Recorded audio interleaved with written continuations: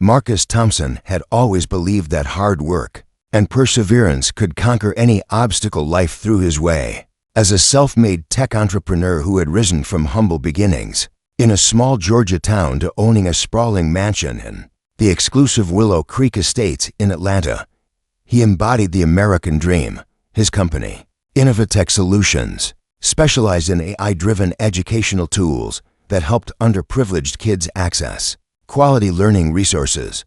Marcus had spent the last 3 weeks in Silicon Valley, sealing a multi-million-dollar deal that would expand his programs to schools across the nation. Exhausted but exhilarated, he dreamed of nothing more than sinking into his king-sized bed. Surrounded by the familiar comforts of home, the flight back had been turbulent, mirroring the whirlwind of negotiations he'd just endured.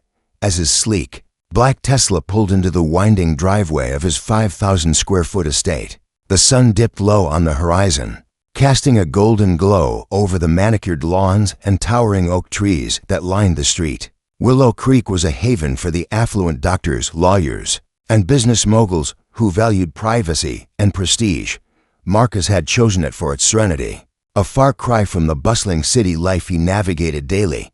But as he stepped out of the car, stretching his long limbs after the drive from the airport, something felt off. Two police cruisers sat idling at the curb, their lights flashing silently like ominous beacons. A cluster of neighbors hovered nearby, whispering among themselves. Marcus's heart quickened. Had there been a break-in? He grabbed his leather briefcase and approached the front door, keys in hand. "Excuse me, sir," a stern voice called out. A burly officer with a mustache emerged from one of the cars, his hand resting casually but noticeably on his belt. "Can you step away from the property?" Marcus froze, his mind racing. "This is my house. I'm Marcus Thompson. What's going on?" The officer's partner, a younger woman with sharp eyes, joined him. "We received a call about a suspicious individual attempting to enter this residence. Mind showing some ID? Suspicious individual." Marcus felt a familiar pang, a mix of frustration and resignation that came from years of navigating spaces where his success didn't always shield him from prejudice. He pulled out his wallet, handing over his driver's license and a business card. "Here, the address matches. I own this place. I've been away on business." The officers exchanged glances as the male one radioed in the details. Meanwhile, from across the street, a woman in a floral sundress and oversized sunglasses watched intently. She was Evelyn Hargrove, the self-appointed guardian of Willow Creek's HOA. Evelyn had lived in the neighborhood for over a decade, chairing committees and enforcing rules with an iron fist. To her, maintaining standards meant keeping an eagle eye on anything or anyone that seemed out of place. As the officers verified his information, Marcus noticed movement inside his home. Through the bay window, a curtain twitched, and he caught a glimpse of a figure darting away. His blood ran cold. "Officers, someone's in there. That's not right. I live alone." Before they could respond, Evelyn marched over, her heels clicking sharply on the pavement. "Officers, thank goodness you're here. I called because I saw this man lurking around. This house has been empty for weeks, and with all the recent burglaries in the area, I couldn't just stand by."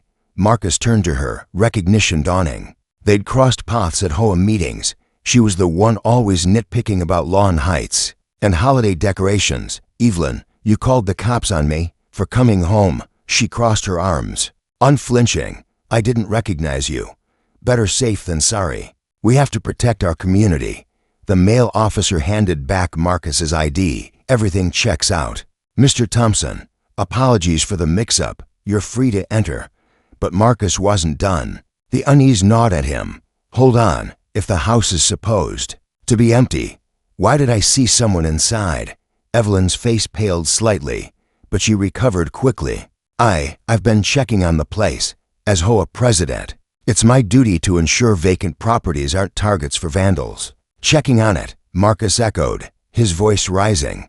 He pushed open the door, the officers following cautiously. The foyer greeted him with an unfamiliar scent, freshly baked cookies, mingled with a hint of vanilla air freshener. On the entry table sat a vase of wilting roses he hadn't bought, and a pair of women's loafers were neatly aligned by the door.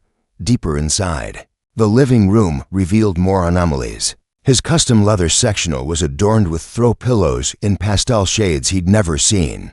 A half-wear-upon scarf lay on the coffee table beside a remote control tuned to a soap opera channel. Marcus's jaw dropped. This isn't right. Someone's been living here. Evelyn hovered at the threshold, her composure cracking. I was just house-sitting, unofficially, to keep it safe. The female officer raised an eyebrow. Ma'am, did you have permission to enter? Well, no, but Evelyn stammered. Marcus stormed into the kitchen, where the evidence piled up. The fridge was stocked with yogurt cups, organic greens, and a casserole dish labeled Evelyn's famous lasagna. His granite counters bore crumbs from recent meals, and the dishwasher hummed softly. Mid-cycle, you've been squatting in my home? Marcus demanded, whirling on her. For how long? 2 weeks, she admitted reluctantly. I noticed you were gone longer than usual. I have a spare key from when we updated the neighborhood security system. I thought I'd water the plants, check the mail, but then it just made sense to stay. To deter intruders, the officer's expressions hardened. Ma'am, that's trespassing. Mr. Thompson, do you want to press charges? Marcus paced, his mind a whirlwind.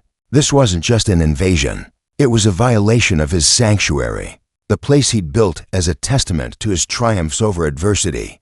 Growing up in poverty, he'd faced skepticism at every turn, teachers who doubted his potential, banks that denied his loans, but he'd persevered, turning obstacles into opportunities. Now, as more neighbors gathered outside, murmuring, Marcus felt the weight of their stares. Some looked sympathetic, others skeptical. Evelyn, sensing the tide turning, played the victim. I was trying to help. This neighborhood is my life. If something happened while he was away, I'd never forgive myself. But Marcus saw through it. This was about control, about assumptions rooted in biases she might not even acknowledge. He took a deep breath, channeling the resilience that had gotten him this far. Officers, document everything. I need time to think about charges. But, Evelyn, you need to leave. Now. As she gathered a few items under supervision, Marcus reflected on the irony. He'd returned home expecting peace, only to fight for what was rightfully his.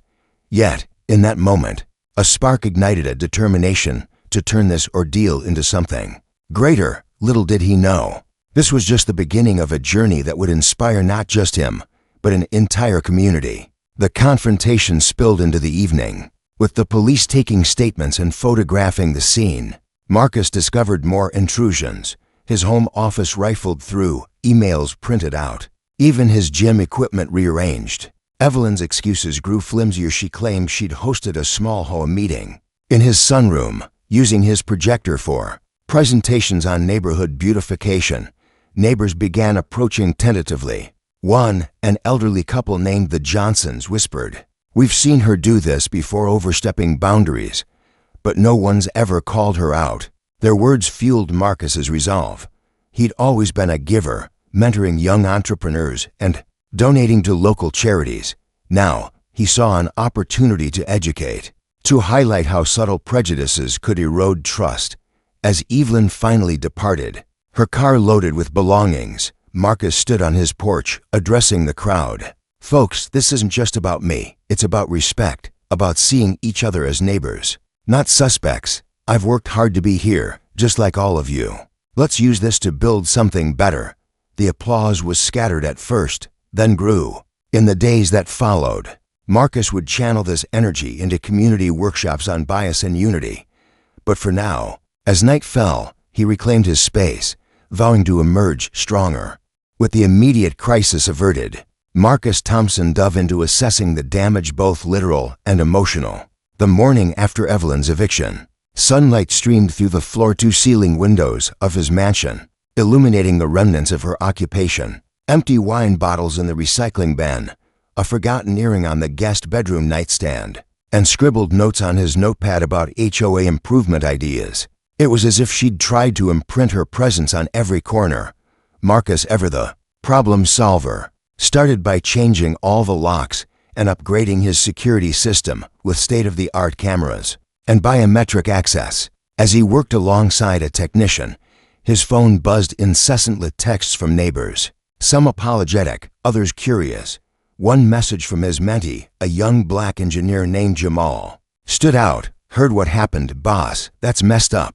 How can I help? Inspired. Marcus replied, spread the word. Resilience turns setbacks into setups for comebacks. It was a mantra he'd adopted early in his career, when investors dismissed his ideas because of his background. Now, it applied here. The police report arrived via email, detailing Evelyn's unauthorized entry and the items she'd borrowed. No major thefts, but the invasion felt profound. Marcus decided against immediate charges, opting instead for mediation through the HOA board. I want understanding, not just punishment, he told his lawyer over coffee. This could be a teachable moment. Word spread quickly in Willow Creek. At the local cafe, Evelyn spun her narrative. I was protecting the community. He traveled so much. The house was vulnerable. Some bought it, those who'd long deferred to her authority. Others, like the diverse young families who'd recently moved in, sided with Marcus. A petition circulated online, calling for Evelyn's removal as HOA president. Marcus attended his first post-incident HOA meeting, held in the community center. The room buzzed with tension as he entered, heads turning. Evelyn sat at the head table, her expression a mask of indignation. This is a witch hunt, she declared as the meeting began. I acted in good faith. Taking the podium, Marcus spoke calmly. Good faith doesn't include living in someone's home without permission. But let's not dwell on blame. Let's talk about growth. I've faced doors closed on me because of how I look, where I come from. This incident highlights how assumptions can harm us all. I propose workshops on cultural sensitivity and community building. Let's turn this into inspiration. His words resonated. A vote was called, and Evelyn was ousted by a narrow margin. She stormed out, vowing to fight back. But Marcus felt empowered. He launched a blog series, From Intrusion to Inclusion, sharing his story and tips on overcoming adversity. Readers from across the country responded, sharing their own tales of prejudice. Back home, Marcus hosted a small gathering for supportive neighbors. Over barbecue and laughter, bonds formed. Mrs. Johnson shared her own story of discrimination in the 1960s, inspiring Marcus to expand his educational tools to include history modules on civil rights. Yet, challenges persisted. Evelyn filed a countersuit, claiming defamation. Marcus's lawyer advised settling, but he refused. This is bigger than me. It's about standing up. In court preparations, he uncovered Evelyn's pattern, previous complaints against minority residents for minor infractions. It fueled his fire. One evening, as Marcus meditated in his reclaimed sunroom, Jamal visited. You're turning this mess into motivation, man. It's inspiring. They brainstormed a new app feature, virtual reality simulations on empathy and bias. As the legal battle loomed, Marcus reflected on his journey from a kid coding on a borrowed computer to a leader fostering change. This ordeal, painful as it was, had ignited a movement. Neighbors now greeted him warmly, and Willow Creek felt more united. Evelyn's deception had unraveled, but in its place, a tapestry of inspiration wove itself stronger. The climax came at a community town hall Marcus organized. Hundreds attended, including media. He shared vulnerably, I came home to find my sanctuary invaded, my identity questioned, but I chose forgiveness with accountability. Let's build a neighborhood where everyone belongs. Applause thundered. Evelyn, present but silent, later approached privately. I didn't realize. It was a small crack, but a start. Marcus's story went viral, landing him speaking gigs. His company boomed, donations poured in. What began as a homecoming nightmare evolved into a beacon of hope, proving that true strength lies in transforming trials into triumphs. As the dust settled from the HOA upheaval, Marcus Thompson channeled his energy into healing not just for himself, but for Willow Creek. The lawsuit from Evelyn loomed like a storm cloud, but Marcus viewed it as another opportunity for growth. Adversity is the soil where resilience grows, he often said, drawing from his entrepreneurial battles where failures had paved the way for breakthroughs. He hired a mediator, a neutral expert in community conflicts, to facilitate talks with Evelyn. The first session was tense, held in a neutral conference room downtown. Evelyn arrived defensive. Arms crossed. "You humiliated me in front of everyone." Marcus leaned forward, sincere. "And you violated my home, my trust. But holding grudges won't fix this. Let's find common ground." Over weeks, layers peeled back. Evelyn admitted her fears stemmed from a past burglary that left her paranoid. Marcus shared his experiences with racial profiling, how it eroded his sense of belonging. Tears flowed, understanding dawned. They agreed to drop the suit, with Evelyn issuing a public apology and stepping down from her roles. Inspired, Marcus expanded his initiatives. He partnered with local organizations for Unity Days, events featuring workshops, cultural festivals, and motivational speakers. At the inaugural event, he spoke, "I returned home to chaos, but it taught me empathy's power. Let's inspire each other to rise above." Attendance soared, with families sharing stories. One young girl, inspired by Marcus, started a school club on inclusivity. His app now included modules on conflict resolution, downloaded by thousands. Professionally, Innovatech thrived. The Silicon Valley deal closed, funding scholarships for underrepresented students. Marcus mentored more youth, like Jamal, who launched his own startup. Neighborhood dynamics shifted. Block parties replaced whispers. Diversity committees formed. Evelyn, surprisingly, volunteered at events, her transformation evident. "You showed me grace," she told Marcus one day. "It's changed me." But not all was smooth. Online trolls attacked Marcus's story, calling it exaggerated. He responded with poise, turning negativity into teachable moments via social media. Hate can't dim light if you shine brighter. Personally, Marcus found peace. He renovated his mansion, adding a home gym for reflection and a library stocked with inspirational books. Evenings were spent journaling lessons learned, forgiveness frees, community uplifts.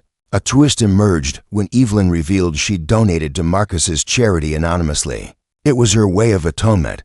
Touched, Marcus invited her to co-lead a workshop. Their joint session drew crowds, symbolizing reconciliation. As months passed, Marcus's influence grew. He authored a book, Homebound, turning invasion into inspiration, topping bestseller lists. Royalties funded community centers. In a full-circle moment, Marcus hosted a gala at his home, the same space once invaded. Guests included neighbors, officers from that fateful day, and Evelyn. Toasts celebrated unity. "This house was breached," Marcus said, "but now it's a fortress of hope." The path to reconciliation wasn't linear, filled with setbacks like lingering doubts. But Marcus's unwavering spirit turned it into a motivational saga, proving that from the ashes of conflict, inspirational bonds can rise, stronger and more enduring. Years after the incident, Marcus Thompson's story had become legend not just in Willow Creek, but nationwide. His mansion, once a site of intrusion, now hosted annual retreats for aspiring leaders, symbolizing triumph over turmoil. "Every scar tells a story of survival," he'd say, his voice carrying the weight of experience. The community had transformed. Unity Days evolved into a non-profit, with chapters in other cities. Evelyn, fully redeemed, served as vice chair, her journey a testament to change. "Marcus showed me that inspiration comes from vulnerability," she shared in interviews. Marcus's business empire expanded globally, his AI tools revolutionizing education in developing countries. He credited the ordeal. "It forced me to confront biases, including my own, and emerge empowered." Personally, he married his longtime partner, a fellow entrepreneur, in a ceremony at home. Their vows emphasized resilience, inspiring guests. Children followed, raised with tales of grandpa's adventure that taught kindness. Challenges persisted. Economic downturns tested his company, but Marcus innovated, pivoting to remote learning amid crises. His book spawned a series. Mentoring programs flourished. A poignant moment came when a young man, echoing Marcus's past, shared how the story saved him from despair. "You made me believe in comebacks." In his twilight years, Marcus reflected on that homecoming. What seemed like the end was a beginning. It inspired a legacy of empowerment, proving one person's stand can uplift many. Willow Creek honored him with a park plaque. To Marcus Thompson, builder of bridges. As he walked its paths, surrounded by diverse faces, he smiled. The twist of fate had woven a tapestry of motivation, where a single act of intrusion birthed endless inspiration.